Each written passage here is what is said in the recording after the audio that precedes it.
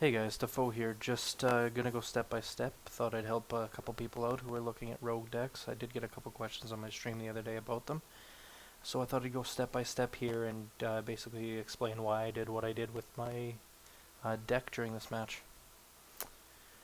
You'll notice right away that I started off with second turn and got a nice eviscerate right off the bat.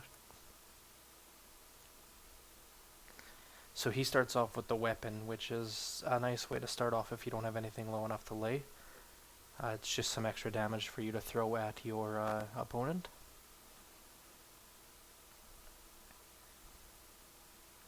And I dropped the Loot Hoarder right away thinking that he would attack it, hopefully take the extra 2 damage and give me the extra card. No such luck on that one. But you'll notice right away here, I do drop the taunt minion pretty quick. It's good to get those taunt minions down as quick as you can, mostly just for not having them attack you. Well, you can't really attack them without losing a minion. I did just take the 3 damage that it gave me. Not the smartest move, but sometimes needed to be done. I didn't want my Loot Hoarder to die to something that it couldn't kill by itself. So starting off round 4 here, he's going to destroy my weapon, which is smart. He doesn't know I have a deadly poison in my hand, so he kind of made a mistake there, and giving me the extra card for the shiv was nice. So that card right there that I just pulled is super nice when you have a weapon out.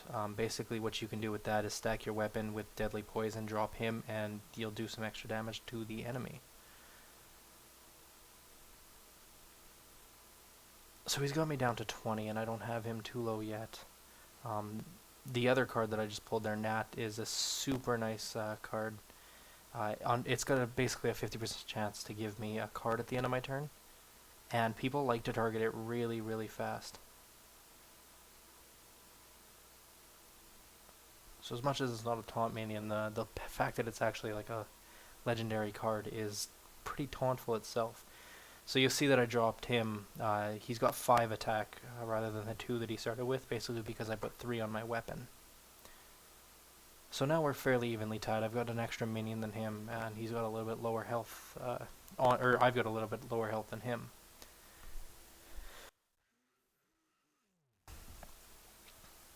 So he did drop that minion to my hand, or back to my hand. It's only a 2-mana minion, so it's not the worst thing in the world. It would have been nice to have him out. But thank God he didn't damage it before he gave it back to me. So I just did the 1 extra damage to him basically for keeping him low of health, I guess. Something I didn't need to drop. Could have played it a little bit better there, but he's going to end up killing himself because of it. Or so I would hope at this point in time. The shiv cards are super, super nice for the extra card that you get from them. And then you'll notice I sapped his card. So right now I'm sitting worse than him. I don't have any cards out, neither does he, but he also has a lot more damage on me.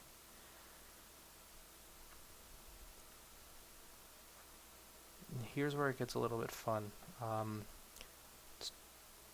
Just coming up on one of those turns where he could win in the next couple of turns if I don't play it very carefully. So I right away just put that minion away. I didn't want to have to deal with him. He's got a really high health pool, and they're no fun. It takes a lot to kill them, and they do minimal damage. So that's just something I really didn't want to deal with. So I'm just going to keep on the offensive here on his guy for now. Hopefully he destroys my minions. If he destroys that minion, it's not a big deal. I get an extra minion. That minion there can take out either of those 2 minions at this point in time, just because of the second that I get from it. The Assassin's Blade he laid was pretty much the killer for me right there. That's where he kind of had me running a little bit. I knew I needed some taunt minions out, and I knew we needed them out now. So that's where the defenders come in, and they're super, super nice. +1, +1, and taunt. It's super nice. Keeps them from attacking your hero and keeps you on the offensive while they have to kill their cards to basically keep attacking you. So, like, at this point in time, it does look like I'm going to lose. He did destroy that one. I don't know if he's not sure what that card does, but destroying it does not take the taunt off. After the effect is laid, it's always forever on. So he's getting low on cards. I've got twice his cards, which is always a bonus. He does have more minions out than I do, and he does have the 2 and 7, which is pretty much a killer card for me right now. That card, although I can attack through it, does have a large health pool, and he can do a lot of damage to me before I get that card dead, basically. So here's round 10, and I'm going to drop a charge card. Then yeah, we'll see how it turns out. I'm going to drop 2 damage on the minion, keep us both in basically the same spot. He's sitting a little bit below my health, and I have a minion with taunt out, which is what is going to win the game. Taunt minions are one of my favorite things. He laid a charge card, which was really nicely done. He thinks here that he's got the game. He's basically, he can do 5 damage. I have 6 health. That's the only problem with it here. If he had a card in his hand that would deal any amount of damage to my hero, he would absolutely win. But fortunately for me, unfortunately for him, he's just going to give up. And that is game for me. Thanks for watching, guys, and tune in for some more videos.